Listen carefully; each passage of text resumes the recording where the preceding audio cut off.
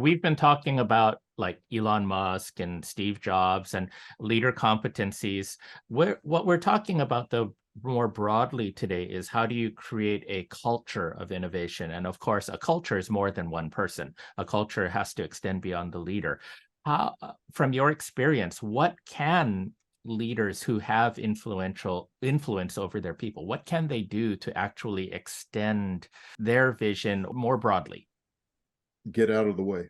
Providing a platform for people to experiment, to not hold on to your, position of leadership, I think is the most important thing.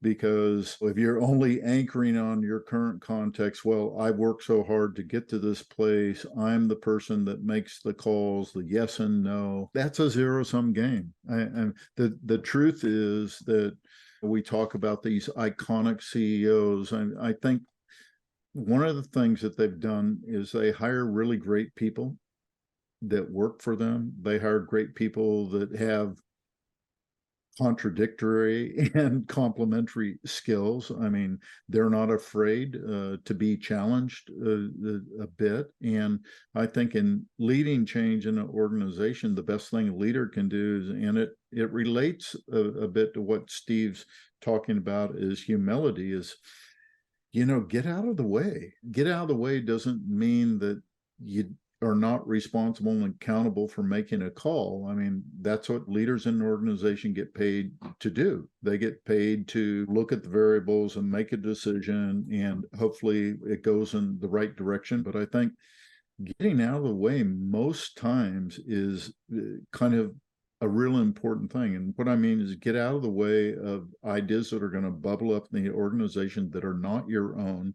Get out of the way of kind of different people that look at problems in a very different way.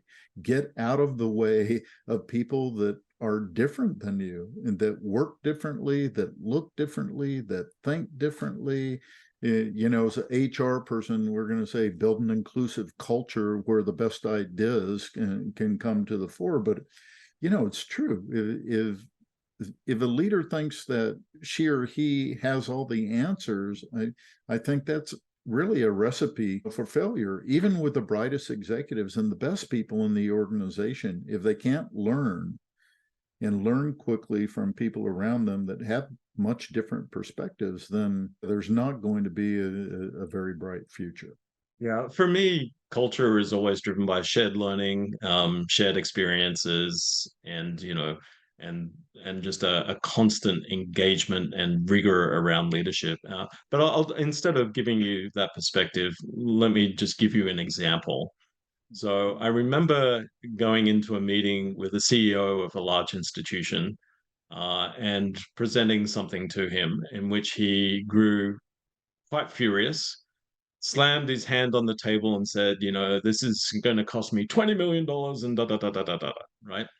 And so I waited until the end, and then I just looked at him and I said, if it costs 20 million and it makes 100 million, who gives a beep? Using a correct word, of course. Um, Now, many years later, I hear it's that CEO's number one priority.